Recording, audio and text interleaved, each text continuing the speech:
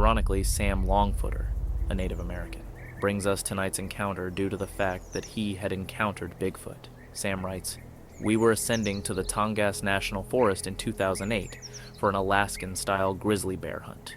We had made arrangements for a guide service to meet us after flying into Ketchikan. He owned a 20-foot aluminum tender in a 36-foot trawler-style boat. The intention was to bring us within close proximity to where we would be hunting using the BEM canal. The trawler would then be anchored, and we would take the skiff to the Unic River to set up camp and start the hunt.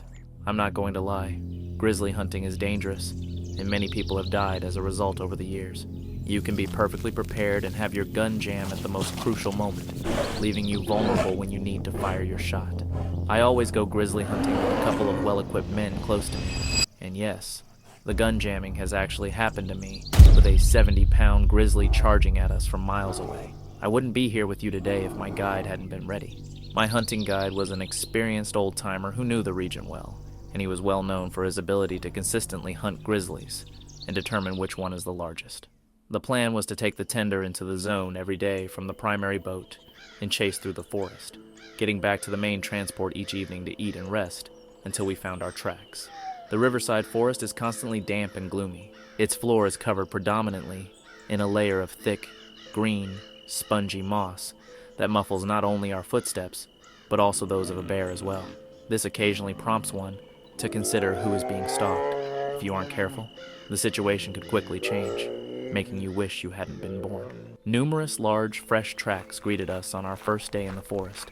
We also found various tree scratches indicating that a large bear had been in the area. It started to rain heavily in the afternoon. I had learned ages ago to leave the forest if it started to rain while bear hunting. Sound is such a crucial factor that getting caught in a loud rainstorm can be fatal, so we decided to leave the woods until the end of the day. Unfortunately, it rained continuously throughout the night and into the next day, so we collectively decided to stay inside the boat until the weather improved. On day 3, we were back in the woods, and as we walked through the drenched forest, our boots were sinking into the greenery 3 or 4 inches with each step we took. The prints of a bear that we had just seen were quite large, indicating that a very large bear was on the loose. We were sometimes unable to see clearly more than 30 feet in front of us or to the side. Knowing that a significant grizzly could make progress rapidly, we were all tense. We were advancing deeply when we discovered a second set of prints that did not belong to us. We all knew right away where they came from. The prints were from an animal. These prints were north of 24 inches long and 10 inches wide, and they were at least a foot deep in some places and more so into the greenery. Currently, we were following the footprints of a bear and a Sasquatch. Being unable to interact with this duo in the woods was quite a nuisance. Neither seeing nor hearing them could be fatal. We had been keeping track of our bear based on the size of its tracks, and believed it weighed 1,000 pounds. Now, God alone knows what the Sasquatch might weigh based on the size of its tracks. I knew a lot about the beast, but my guide did not. Although the situation was extremely risky and uncertain, curiosity had defeated us, and we pushed ahead. There were hundreds of parallel tracks laid out in a row, continuing in our direction. It was then that it dawned on me that we were no longer just concerned about the grizzly. We were now stranded in a dangerous forest filled with trees, with a Sasquatch lurking nearby. About an hour had passed since our hike. Even though the trail had turned cold, we began to break out into a clearing surrounded by tall grass and clumps of trees from the damp forest. This was the most horrendous situation possible for encountering a bear or any other creature. To be honest, a grizzly could emerge from here at any time before we knew what was happening. As we walked, we sounded like we were barefoot on a mattress. Almost immediately upon entering the field, an odor struck our nostrils, what I can only describe as the stench of raw waste. It was the most unpleasant odor imaginable, and nearly made us gag. As we stood there, we noticed some areas of grass and brush in front of us, towering 6 feet above the ground. While we dealt with the unpleasant smell, a massive figure began to emerge from the grass.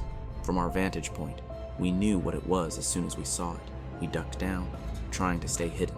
The issue was that we were unable to see the Sasquatch directly. If it had turned around and retraced its steps, there would undoubtedly have been a confrontation. Some grunting sounds could be heard as we sat still, and then everything went quiet. We couldn't even entertain the thought of standing up and keeping our guns pointed in the direction of the creature for a while. 30 minutes went by as we seriously expected that at any moment the grass before us would part to reveal this horrible monster. I was the first to rise to my feet and investigate the surroundings. I waved for my guide to help us out of this predicament. We successfully returned to our vessel and decided to give up hunting for the day. We accepted that this Yeti was hunkered down in the brush, relieving itself. As we ducked down, it just stood up with its back to us. The next day, we were not ready to give up on this area, even though we knew a huge grizzly was prowling around. Once more, we went ashore after loading our gear into the skiff. We started to scout the woods similarly to how we had the other day, yet we were not coming across any brand new grizzly tracks other than those left by the hunt the day before.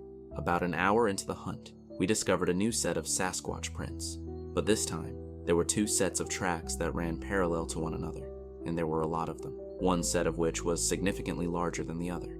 At that time, we had a hunch that the grizzly had vacated the area because of competition, or because it didn't want to endure a battle for its territory. All of this was a guess since we truly know nothing about the interactions between these creatures. Given the circumstances, it seemed the bear was no longer there, and there were 2 nearby Sasquatch. The day before, as the Yeti stood, we squatted down the moment he saw it. I still observed that at least 4 feet taller than me was its body, which was not yet fully erect. The grass surrounding us was taller than I was, and I am 6 feet tall.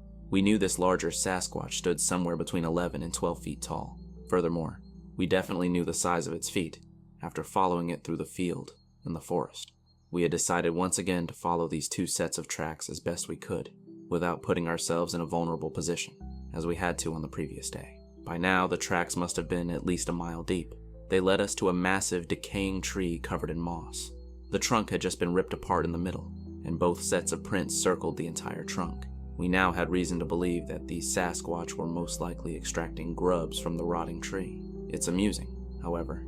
This is precisely the kind of thing taught in survivalist training. Humans can find grubs and use them as a source of food if they find themselves in dire need.